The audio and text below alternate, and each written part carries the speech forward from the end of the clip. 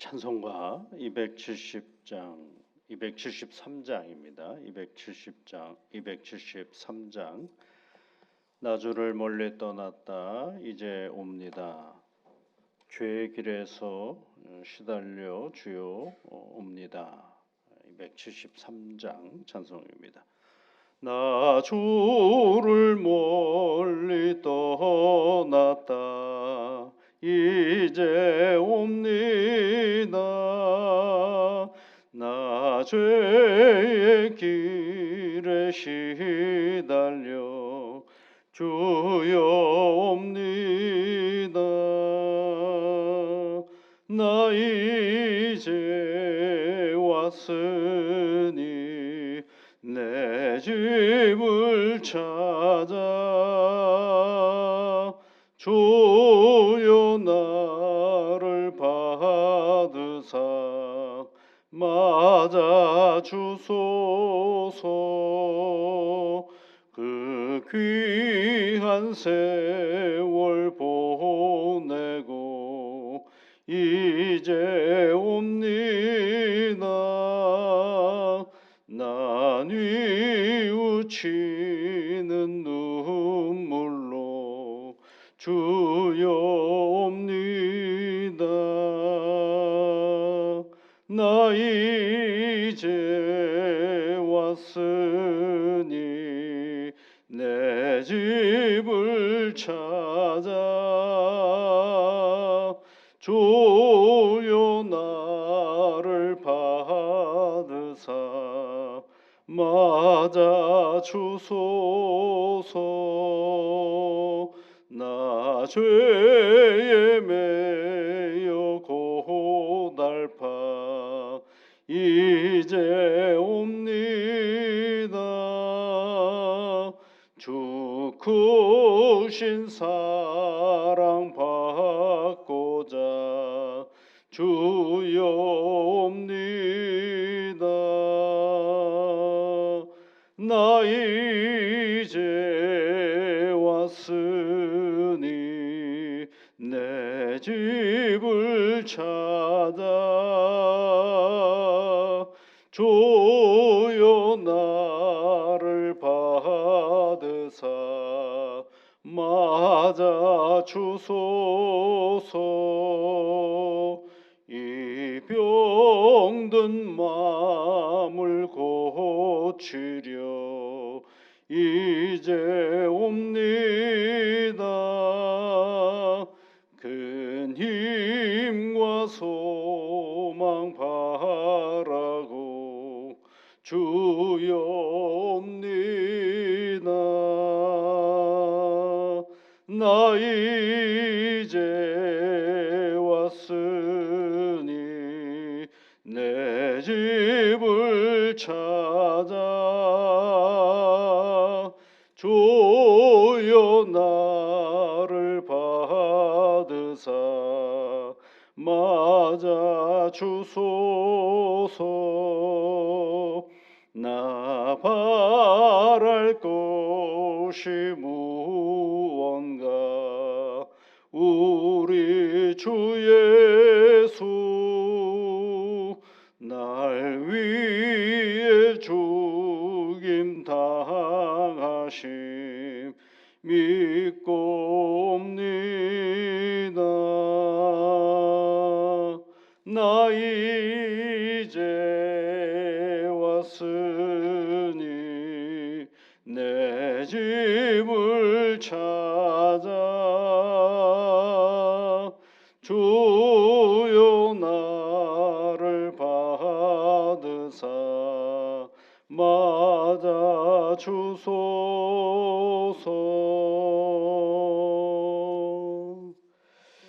하나님 아버지, 참 좋은 날을 저희들에게 주셔서 감사를 드립니다. 오늘 하나님의 은혜 가운데 생명의 새날을 맞이하며 이 하루를 시작하는 귀한 믿음의 사람들을 기억하여 주시고 오늘도 하나님의 이름을 부르며 간구할 때마다 은혜와 복으로 함께하여 주시옵소서. 세상의 곤고한 여러 가지 인생의 문제들 앞에 저희들이 서 있습니다. 하나님 그것이 삶의 이야기인 것을 잊지 않게 하여 주시고 피하는 것이 아니라 잘 감당하며 나아갈 때마다 우리 인생의 새로운 지평이 열리는 것을 보는 역사가 있게 하여 주시옵소서. 내 삶은 내가 살아가는 것 같지만 하나님이 인도하셔야 내가 살아갈 수 있음을 오늘도 눈으로 보는 내 삶의 자리 속에서 확인하고 알고 더더욱 하나님께로 가까이 가는 오늘이 되게 도와주시옵소서. 하나님 아버지, 우리들에게 하나님이 주신 몸이 있음을 늘 감사하며 이 몸을 가지고 세상을 살아갈 때에 더 지혜롭고 더 강건한 믿음의 삶의 자리가 되어줄 수 있도록 은총을 내려 주시옵소서. 내 몸을 잘 건사하며 살아가는 것 또한 우리의 신앙의 영역이오니 하나님 무엇보다도 과도한 욕심과 더러운 생각으로 내 몸을 추하게 만드는 일이 결코 없도록 늘 하나님의 말씀으로 나를 갈무리하며 새롭게 만들어가는 내 자신이 되어줄 수 있도록 하나님께서 이끌어 주옵소서. 세상에 내 몸을 향하는 많은 것들이 있음을 봅니다. 더러운 생각들이 얼마나 많은지 모릅니다. 추한 욕망의 그런 현장들이 우리 몸을 참 힘들게 하는 때가 있음을 압니다. 하나님 아버지, 분별의 은혜를 허락하시옵소서. 절제의 은혜를 주셔서 하나님이 내게 주신 이 몸을 건강하게 잘 건사하며 살아가는 복된 지혜의 삶의 자리가 되도록 이끌어 주시옵소서. 하나님, 청년부들이 수련회 중에 있습니다. 건강한 매일매일이 되게 인도하여 주시고 함께하는 시간을 통하여 하나님이 우리를 얼마나 사랑하시는지를 보고 확인하는 그런 수련회가 되어줄 수 있도록 은혜를 내려 주시옵고 모든 여정들 가운데 건강함으로 평안함으로 인도하여 주옵소서. 예수님 이름으로 기도드립니다. 아멘. 구약성경 나훔서 3장 1절부터 19절까지 말씀을 보겠습니다. 나훔입니다. 3장 1절부터 19절까지 우리 함께 같이 읽겠습니다. 화 있을진저 피의 성이여 그 안에는 거짓이 가득하고 포악이 가득하며 탈취가 떠나지 아니하는도다. 휙휙하는 채찍 소리, 윙윙하는 병고 막기 소리, 뛰는 말, 달리는 병고, 충돌하는 기병, 번쩍이는 칼, 번개 같은 창, 죽임당한 자의 때, 죽음의 큰 무더기, 무수한 시체여, 사람이 그 시체에 걸려 넘어지니 이는 마술의 능숙한 미모의 음녀가 많은 음행을 행함이라. 그가 그의 음행으로 여러 나라를 미혹하고 그의 마술로 여러 족속을 미혹하느니라. 보라, 내가 내게 말하노니 만군의 여호와의 말씀에 내 치마를 걷어 올려 내 얼굴에 이르게 하고 내 벌거벗은 것을 나라들에게 보이며 내 부끄러운 곳을 문민족에게 보일 것이요 내가 내 또 가증하고 더러운 것들을 내 위에 던져 능욕하여 너를 구경거리가 되게 하리니 그때 너를 보는 자가 다 내게서 도망하며 그 이르기를 니느웨가 황폐하였도다. 누가 그것을 위하여 애곡하며 내가 어디서 너를 위로할 자를 구하리요 하리라. 내가 어찌 노아몬보다 낫겠느냐. 그는 강들 사이에 있으므로 물이 둘렀으니 바다가 성루가 되었고 바다가 방어벽이 되었으며 구스와 애굽은 그의 힘이 강하여 끝이 없었고 끝 북과 루빔이 그를 돕는 자가 되었으나 그가 포로가 되어 사로잡혀 갔고 그의 어린 아이들은 모퉁이에 메어침을 당하여 부서졌으며 그의 존귀한 자들은 제비 뽑혀 나뉘었고 그의 모든 권세자들은 사슬에 결박되었나니 너도 술에 취하여 수무리라. 너도 원수들 때문에 피난처를 찾으리라. 내 모든 산성은 무화과 나무에 처음 익은 열매가 흔들기만 하면 먹는 자의 입에 떨어짐과 같으리라. 내 가운데 장정들은 여인 같고 내 땅의 성문들은 내 원수 앞에 넓게 열리고 빗장들은 불에 타도다. 너는 물을 길어 에워싸일 것을 대비하며 너의 산성들을 견고하게 하며 진흙에 들어가서 흙을 밟아 벽돌 가마를 수리하라. 거기서 불이 너를 삼키며 칼이 너를 베기를 느치가 먹는 것 같이 하리라. 내가 느치같이 스스로 많게 할지어다. 내가 메뚜기같이 스스로 많게 할지어다. 내가 내 상인을 하늘의 별보다 많게 하였으나 느치는 날개를 펴서 날아감과 같고 내 방백은 메뚜기 같고 너의 장수들은 큰 메뚜기 떼가 추운 날에는 울타리에 깃들였다가 해가 뜨면 날아감과 같으니 그 있는 곳을 알 수 없도다. 아수르 왕이여 내 목자가 자고 내 귀족은 누워 쉬며 내 백성은 산들에 흩어지나 그들은 모을 사람이 없도다. 내 상처는 고칠 수 없고 내 부상을 중하도다. 내 소식을 듣는 자가 다 너를 보고 손뼉을 치나니 이는 그들이 항상 내게 행패를 당하였음이 아니더냐 하시느니라. 아멘. 네. 우리가 이제 나훔을 쭉 읽으면서 우리가 하나 생각할 것이 한 가지가 있습니다. 이 예언자들은 여러분, 예언자들이 선포하는 내용은 기승전결이 없습니다. 그러니까 논리의 어떤 이야기가 아니거든요. 그때 그때마다 선언하는 하나님의 말씀이죠. 이래서 이렇고 이래서 이렇고가 아니라 하나님의 말씀하시는 그 내용을 자기가 살아가는 세상의 어떤 현상들을 가지고 이야기를 하는 것입니다. 그러다 보니까 우리가 오늘 쭉 읽었는데요. 쭉 읽으면서 뭘 얘기하려고 하는 걸까 할 정도로 이렇게 좀 난해한 부분들이 없지 않아 있죠. 그러나 이제 그런 가운데서도 이거는 하나의 이제 은유가 많고 또는 약간의 그 언어의 문학성들이 이제 표현되어져 있는 것들입니다. 그러다 보니까 이건 무슨 얘기를 하려고 하는 걸까를 생각해 볼 필요가 있는 거죠.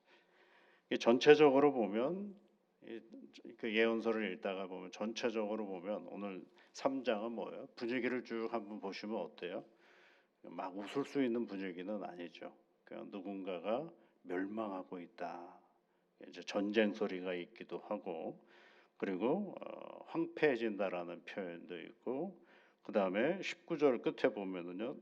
다 너를 보고 손뼉을 치나니 이는 그들이 항상 내게 행패를 당하였음이니라라고 되죠.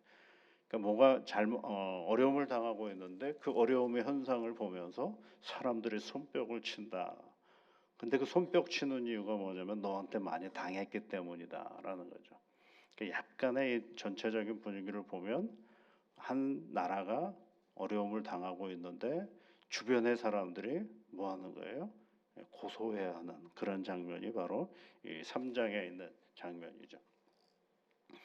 근데 이 이야기는 이제 여기서 너라는 표현들이 굉장히 많이 나오죠. 너 다 누구냐면 이제 니느웨를 얘기하는 것입니다. 아수르의 수도 니느웨에 얘기하는 것인데 그 니느웨가 멸망할 것이다라는 얘기를 이제 예언자의 입을 통해서 얘기해 주고 있는 것입니다. 그런데 여러분 니느웨라고 얘기하면 되지 않겠어요? 그냥 한마디로 니느웨는 하나님으로부터 심판을 받을 것이야라고 하면 될 텐데 예언자가 이렇게 19절까지 아주 이렇게 저렇게 얘기를 많이 하는 것은 다른 것이 아니라 강조하는 겁니다. 니느웨가 반드시 멸망한다라는 사실을 강조하는 얘기죠. 그래서 오늘 1절의 말씀을 보면 뭐라고 되어 있어요? 화 있을진저 피의 성이여 그렇죠. 니느웨를 뭐라고 얘기하고 있어요?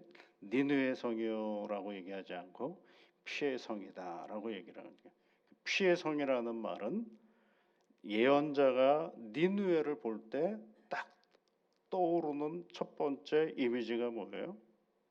저건 피의 성이다라는 것입니다.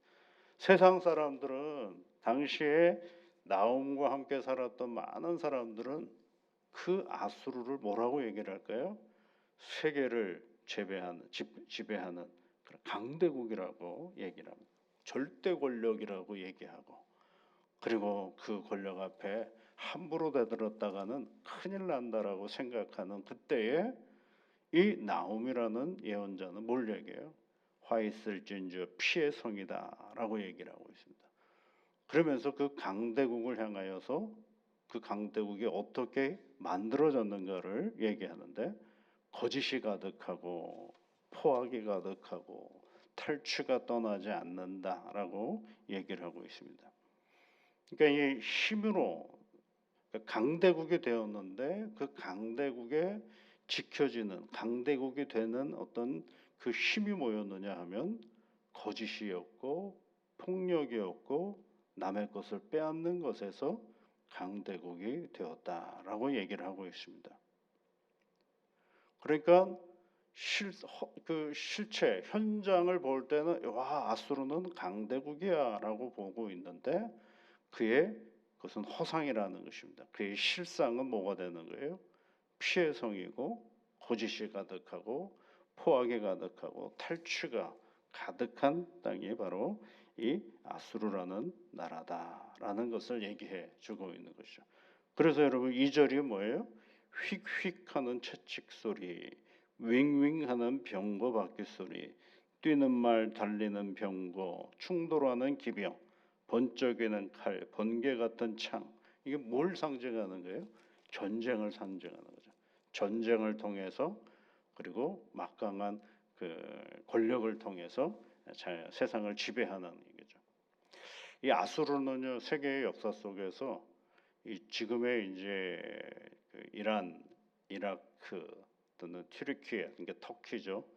그 지역에서 최초로 이루어진 강대국이 바로 이 아수르라는 나라였습니다.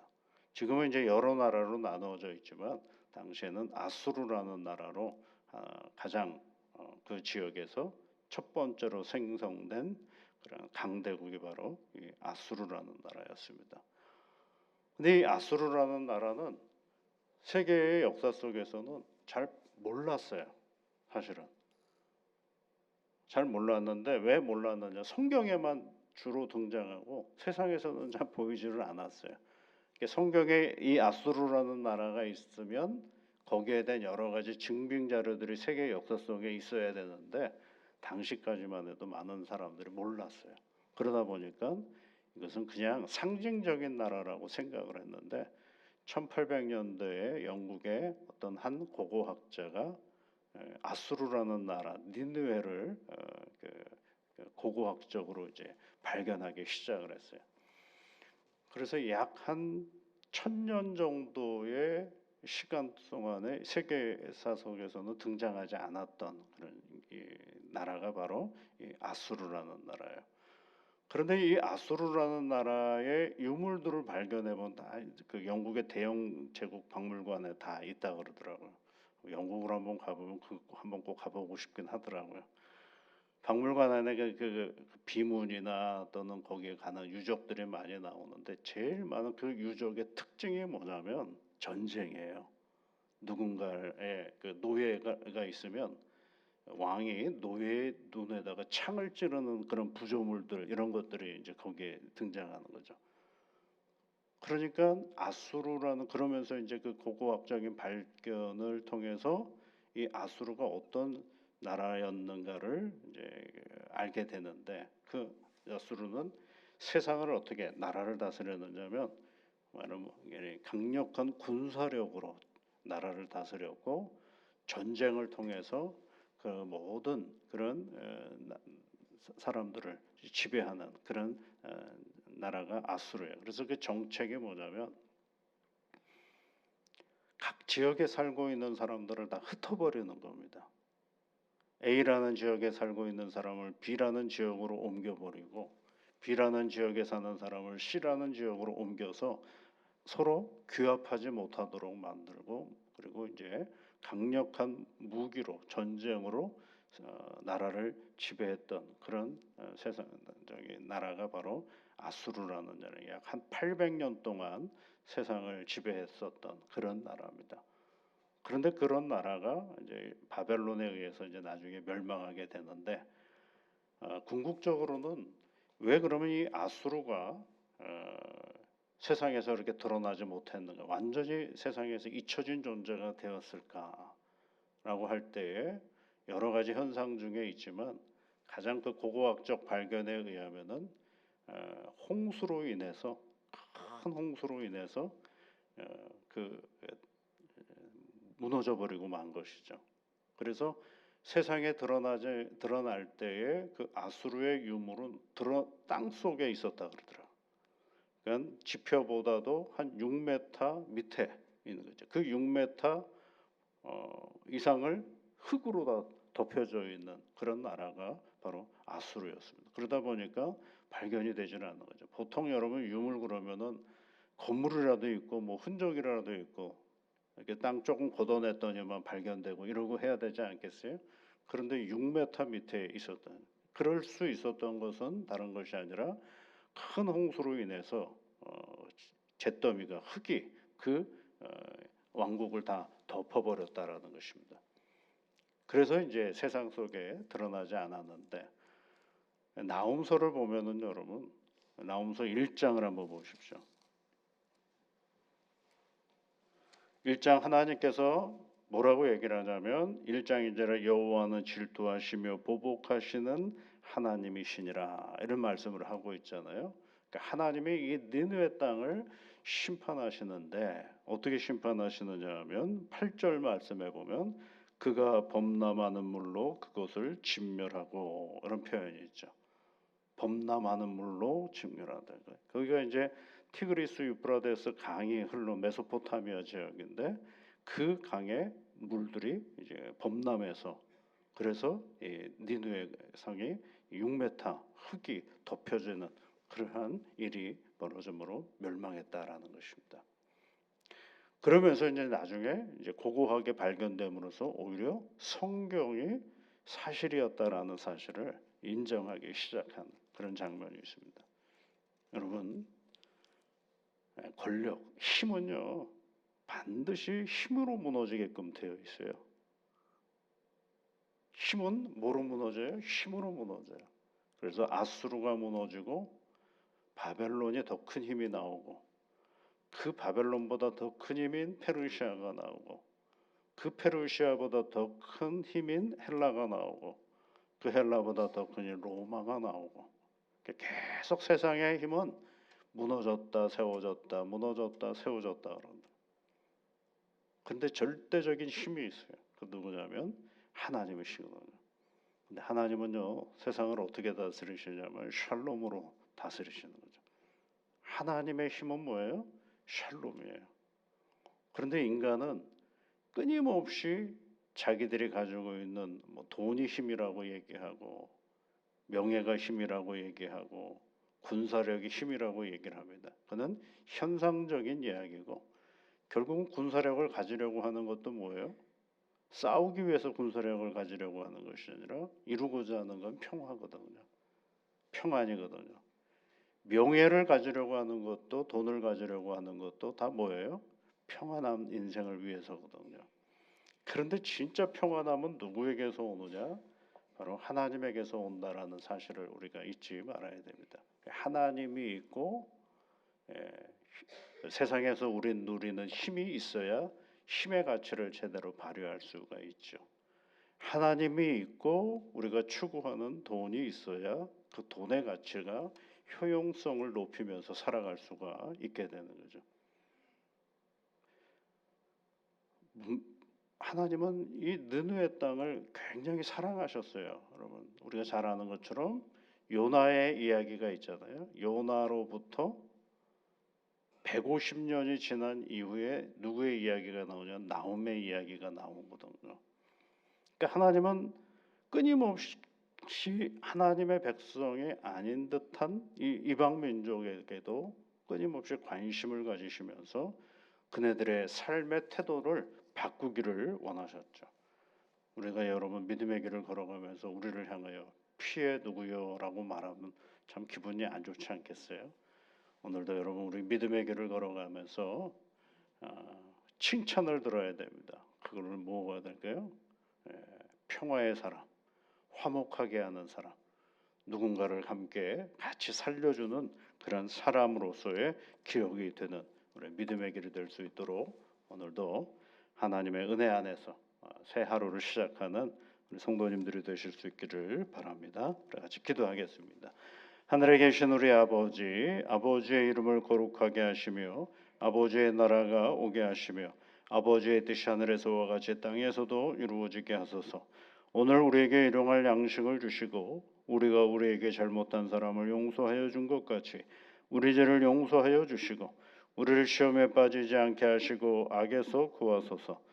나라와 권능과 영광이 영원히 아버지의 것입니다. 아멘.